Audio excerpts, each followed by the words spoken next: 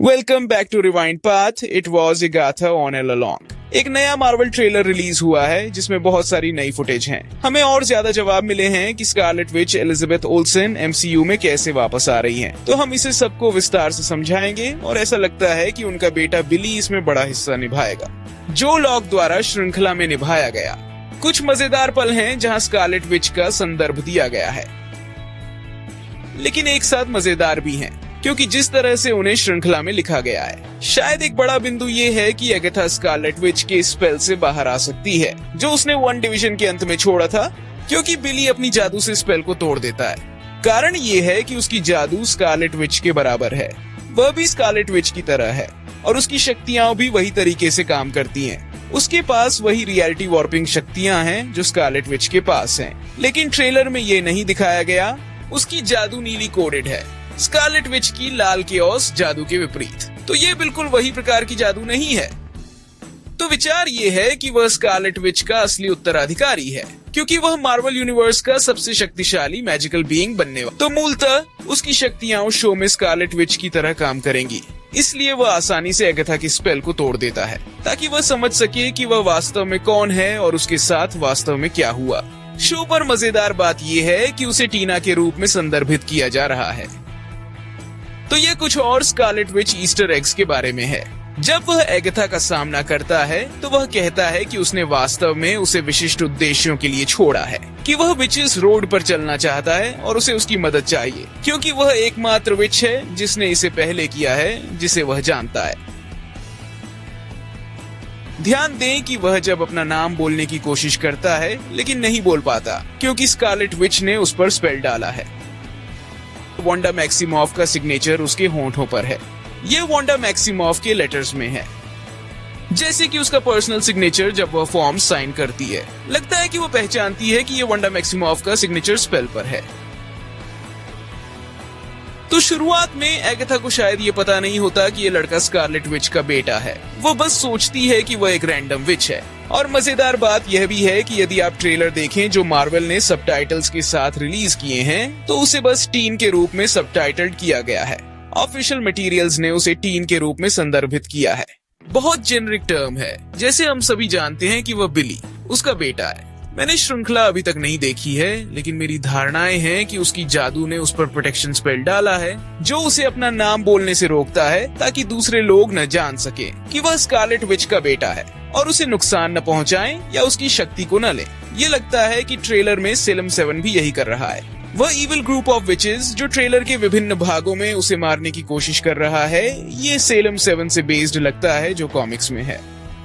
ये एक श्रृंखला है जो मार्वल यूनिवर्स के विचेस पर आधारित है। सेलम 7 कॉमिक्स में एक बहुत सुपरनैचुरल ग्रुप है। उनका फादर कैनोनिकली निकोलस स्क्रैच है। एगाथा हार्कनेस का बेटा कॉमिक्स में एक सीनियर स्क्रैची वांडा विजन के बनी से, जिसे हम ट्रेलर में देखते हैं। वांडा विजन के दौरान इसके बारे में बहुत सारी थ्योरीज थी। वांडा विजन के दौरान जब ये हो रहा था, जैसे वेट अ मिनट, क्या ये निकोलस स्क्रैच है क्योंकि उसका नाम सीनियर स्क्रैची है।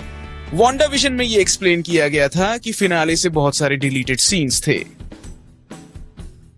एक बड़े डिलीटेड सीन में सीनियर स्क्रैची और क्विकसिल्वर एके रैल्फ बोनर के साथ एक बड़ा बैटल सीन था। रिवील करना था कि सीनियर स्क्रैची वास्तव में एक डीमन था जो बनी फॉर्म में एगाथा हार्कनेस द्वारा ट्रैप किया गया था। तो स्पेल को तोड़ने पर यह फुल डीमन जायंट फॉर्म में बदल जाएगा। तो मुझे लगता है कि शो पर सीनियर स्क्रैची एगाथा हार्कनेस का असली बेटा निकोलस स्क्रैच नहीं है। मुझे नहीं पता कि वे श्रृंखला के दौरान सेलम 7 कैरेक्टर्स के बारे में बात करते समय उसका उल्लेख करेंगे या नहीं, देखेंगे। लेकिन वे कॉमिक्स के ग्रुप पर आधारित हैं।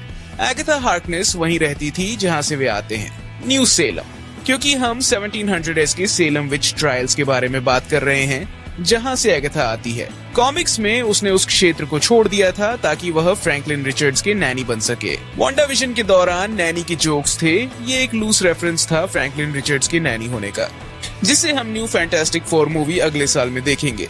ये वास्तव में सू स्टॉर्म का फुटेज है, वनेसा कर्बी जो बेबी फ्रैंकलिन रिचर्ड्स को होल्ड कर रही हैं। ये कारण है कि गैलेक्टस उनकी अर्थ वर्जन पर फिल्म के दौरान शो अप करता है, क्योंकि वह फ्रैंकलिन रिचर्ड्स की पावर को सेंस करता है। वह मार्वल कॉमिक्स के सबसे पावरफुल म्यूटेंट्स में से एक है।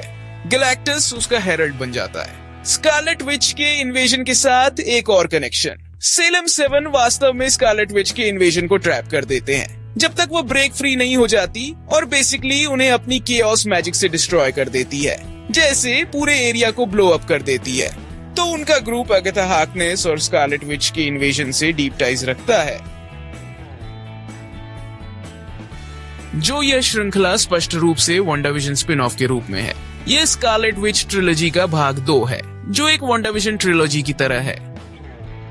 अल्ट्रॉन जेम्स स्पेडर खुद उस श्रृंखला के लिए वापस आ रहे हैं। ये टॉम किंग विजन रन पर आधारित होगा, जहां व्हाइट विजन अपने आप को समझने की कोशिश करता है जब उसने वांडाविजन फिनाले के अंत में चला गया था। तो जो लोग व्हाइट विजन के बारे में वंडर कर रहे हैं वांडाविजन फिनाले के अंत के बाद क्या हुआ, वे विजन सीरीज में 2 साल में डील करेंगे।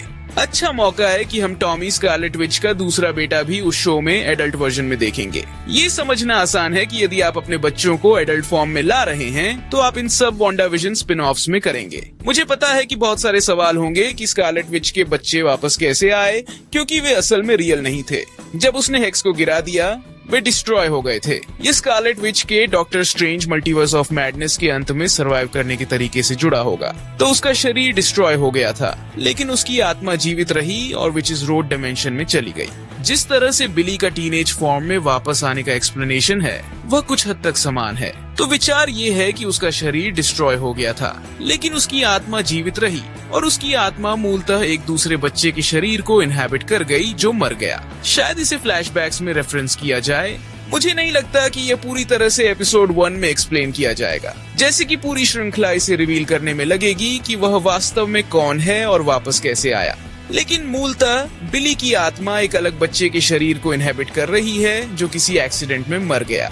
ये कारण है कि उसका नाम बिली मैक्सिमोफ नहीं है, यह बिली कैप्लन है, क्योंकि बिली कैप्लन एक पूरी तरह से अलग परिवार का बच्चा था। लेकिन ये स्कारलेट विच की आत्मा है। चार्ल्स मूलतः उसकी कॉन्शियसनेस उस बॉडी में है। यही स्थिति टॉमी के साथ भी है, जैसे उसकी आत्मा एक पूरी तरह से अलग बच्चे के शरीर को इनहेबिट कर रही है और एक अलग परिवार के साथ बड़ी हो रही है। इसीलिए वे नहीं जानते कि वे भाई हैं जब तक वे मिलते नहीं हैं और एक दूसरे के साथ समय नहीं बिताते। ये यंग एवेंजर्स कॉमिक्स में डिटेल में बताया गया है, जैसे वे एक दूसरे को मिलते हैं, समझते हैं कि वे भाई हैं और फिर समझते हैं कि स्कारलेट विच उनकी माँ है और उसे ढूंढने की कोशिश करते हैं। तो विचार ये है कि शो में बिली के ट्विस्ट का उपयोग करके एलिजाबेथ ओल्सन स्कारलेट विच को एमसीयू में वापस लाया जा रहा है। वह श्रृंखला की शुरुआत में उसे ढूंढने जाएगा। मुझे लगता है कि सीरीज के दौरान एलिजाबेथ ओल्सन के कुछ कैमियो सीन्स देखने को मिल सकते हैं, शायद सिर्फ फ्लैशेस के रूप में ही सही, पर मुझे लगता है कि हम उन्हें पूरी तरह से वापस नहीं देखेंगे, चाहे वो विजन सीरीज के एंड में आए या अवेंजर्स 5 में, जिसमें वो अवेंजर्स 5 में नजर आएंगी। लेकिन ये समझ में आता है कि उन्हें एमसीयू में वापस लाने के लिए वांडाविजन स्पिन ऑफ्स के जरिए वापस लाया जाएगा। विजन सीरीज के प्रेस रिलीज में कहा गया था कि यह आने वाले कुछ सालों में आएगी और उनकी कैमियो भी उसमें होने की उम्मीद है। मैं उम्मीद कर रहा हूँ कि वह सीरीज के दौरान कुछ अलग अलग तरीके से आएंगी। जैसे ट्रेलर्स में उनके कुछ फ्लैशबैक्स हैं जो वांडाविजन के इवेंट्स को दिखाते हैं, जो एगाथा के बैक स्टोरी को समझाने में मदद करते हैं। और जब एगाथा बिली के बारे में पता लगाती है तो वह वांडा मैक्सिमोफ के सिग्नेचर और स्पेल के बारे में जानने की कोशिश करती है। यह भी समझाने की कोशिश की गई है कि बिली का स्पेशल होना क्या है और वह शायद वांडा का बेटा हो। ट्रेलर्स में 4 अलग अलग ट्रेलर्स हैं और एक ट्रेलर अच्छे से दिखाता है कि कैरेक्टर्स कौन हैं, जैसे कि कोवन जो एगाथा असेंबल करती है अपनी एवेंजर्स टीम के रूप में। ये एक रोस्टर है 6 कैरेक्टर्स का। ये बेसिकली एगाथा का मैजिकल रेड पार्टी है एमसीयू में। एक बड़ा डंजन रन हो रहा है जो अल्टरनेट डायमेंशन में है। विचेस रोड एक अल्टरनेट डायमेंशन है। उन्हें अपनी मैजिक यूज करके उस डायमेंशन का दरवाजा खोलना है। एगाथा की टीम में एगाथा खुद है जो कह रही है कि वह विचेस रोड पर अपनी पावर्स वापस पाने के लिए जा रही है और अगर वह रोड कंप्लीट करती है तो उसे अपनी सबसे बड़ी इच्छा मिलती है। और शुरू में उसकी इच्छा है अपनी पावर्स वापस पाना, लेकिन शायद एंड तक कोई ट्विस्ट हो। वह अपनी लॉकेट को खोलती है जो वांडाविजन में भी देखा गया था। लॉकेट में mother of the maiden in the crown है, जैसे लोग पहले भी स्पेकुलेट कर रहे थे। स्कारलेट विच के बेटे बिली के बारे में तो आप पहले ही सुन चुके हैं। जेनिफर केल एक कॉमिक बुक कैरेक्टर जिसका क्रॉसओवर मैन थिंग के साथ है, जो वेयरवुल्फ बाय नाइट में नजर आया था। उसका crossover Ghost Rider Midnight Sons और स्कारलेट विच के साथ भी है। शो में उसका मेन फंक्शन पोशंस है, तो रेड पार्टी में वो बेसिकली पार्टी को बफ करती है। पैटी लुपोन जो लिली कॉल्ड ड्रू का रोल प्ले कर रही हैं, वह कॉमिक बुक से नहीं है। ये कैरेक्टर शो के लिए बनाया गया है क्योंकि उन्हें पैटी लुपोन चाहिए थी। पैटी लुपोन ब्रॉडवे और म्यूजिकल्स के लिए जानी जाती है। शो में उसका पावर डिविनेशन है, यानी फ्यूचर की विजन्स देखना, लेकिन वह अपने पावर को कंट्रोल नहीं कर सकती और यह रैंडमली होता है। एलिस वू गलिवर प्रोटेक्शन विच है। उसके पावर्स सेल्फ एक्सप्लेनेटरी हैं। रेड पार्टी में वह टैंक के रूप में है जो ज्यादा डैमेज सोक करती है। ट्रेलर में लगता है मिसेस हार्ट भी वहाँ है, लेकिन वह रियल विदाल ऑब्री प्लाजा का कैरेक्टर लगता है जो ग्रीन आउटफिट पहन रही है। हमें ट्रेलर में ठीक से एक्सप्लेन नहीं किया जाता कि मिसेस हार्ट उनकी पार्टी ज्वाइन क्यों करती है। ऐसा लगता है कि एगाथा उसको रिक्रूट करने जा रही है, लेकिन मिसेस हार्ट को लगता है कि ये बस एक फन पार्टी है जिसमें वो जा रही है। ज्यादा लोगों को याद है कि वो किटी है दैट 70s शो से वो वन डिवीजन सीरीज में काफी फनी थी। मुझे नहीं लगता कि वो सीक्रेटली एक विच है, क्योंकि ज्यादा ट्रेलर फुटेज में वो ऐसे दिख रही है जैसे वो बस सारी अजीब चीजों पर रिएक्ट कर रही है जो उनके साथ हो रही है। ऑब्री प्लाजा रियल है, डॉल कैरेक्टर कॉमिक्स से नहीं है, उसको शो के लिए क्रिएट किया गया है। वो एक और एंशिएंट विच है एगाथा की तरह, जिसका उसके कैरेक्टर के साथ स्ट्रॉन्ग हिस्ट्री है। शायद उनका कुछ वियर्ड रिलेशनशिप था 1700s में सेलम से, लेकिन हम उसको ट्रेलर के डिफरेंट पार्ट्स में देखते हो, जैसे जब वो अभी भी स्कारलेट विच के स्पेल्स में ट्रैप्ड है, वो उसको तोड़ने के लिए कह रही है।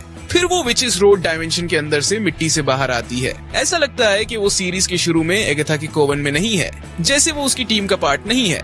जब वो विचेस रोड पे जाती है, ये शायद अर्ली थ्योरी हो सकती है, क्योंकि रायो विडाल का कैरेक्टर यहाँ सेलम 7 को लीड कर रहा है और वो बिली कैप्लन का पावर छीनने की कोशिश कर रही है। पहले सीरीज को पिच करते वक्त एगाथा बिली को सेलम 7 से बचा रही है ताकि वो उसका पावर ना छीन सके। शायद ऑब्री प्लाजा का कैरेक्टर बस उनकी पार्टी क्रैश करने की कोशिश करता है ताकि वो भी उसमें हिस्सा ले सके और सीरीज के एंड तक उसका पावर छीनने की कोशिश करे। लेकिन मैं सोचता हूँ कि पार्ट ऑफ द आइडिया ये है कि एगाथा अपने पावर्स वापस ले लेती है और उन सबको सीरीज के एंड तक डिफीट कर देती है। ये पूरा सीरीज के दौरान दिखाएंगे। विचेस रोड में एक फनी कनेक्शन है, चाहे वो इंटेंशनल हो या कोइंसिडेंस। डेडपूल और वुल्वरीन से जब वो विज़ार्ड ऑफ ऑज का रेफरेंस देते हैं जब वो मार्वल का मजाक उड़ाते हैं। इस सीरीज के दौरान वो ऑल्टरनेट डिमेंशन ट्रैवल करते हैं विचेस रोड का, थोड़ा सा ऐसा ही जैसे हम विज़ार्ड ऑफ ऑज के दौरान डॉर्थी को देखते हैं लैंड ऑफ ऑज में ट्रैवल करते हुए। जब ट्रेलर में वो विचेस रोड को देख रहे हैं, हम एक रेड लाइट देखते हो जो एक डोर से आ रही है रोड के एंड पर। मेरा मानना है कि ये बिली है जो ये सोच रहा है कि उसको अपनी असली पहचान मिल जाएगी कि वो स्कारलेट विच का बेटा है और वो उसको ढूंढ रहा है। लेकिन लगता है जो स्पेल स्कारलेट विच ने उस पर डाला उसको खुद से और दूसरों से बचाने के लिए, वो उसको ये जानने से रोकती है कि वो कहाँ से आया है और उसकी माँ कौन है। ये सीरीज पेंगुइन सीरीज के साथ भी ओवरलैप करेगी जो मैट रीव्स के बैटमैन यूनिवर्स में है रॉबर्ट पैटिंसन के साथ। फनी बात यह है कि उन्होंने कहा था कि द बैटमैन पेंगुइन एपिसोड्स में नहीं दिखाया जाएंगे, लेकिन उन्होंने ये नहीं कहा कि ब्रूस वेन नहीं आएंगे। मेरा गेस है कि ब्रूस वेन जरूर आएंगे एक कैमियो सीन में, लेकिन रॉबर्ट पैटिंसन के साथ। आपको क्या लगता है कि एलिजाबेथ ओल्सन के कैमियो सीन्स कितने महत्वपूर्ण होंगे? एगाथा की पावर्स और उसकी अल्टीमेट डिजायर के बारे में आप क्या सोचते हैं? क्या आपको लगता है कि शो के अंत में हमें कोई बड़ा ट्विस्ट देखने को मिलेगा? अगर आपको यह वीडियो पसंद आया हो तो हमारे चैनल को सब्सक्राइब करना न भूलें। कमेंट्स में बताएं कि आप किस नई वीडियो का इंतजार कर रहे हैं या कोई सवाल जो आपके मन में है। Thanks to watch. अगले वीडियो में मिलते हैं, तब तक के लिए खुश रहें।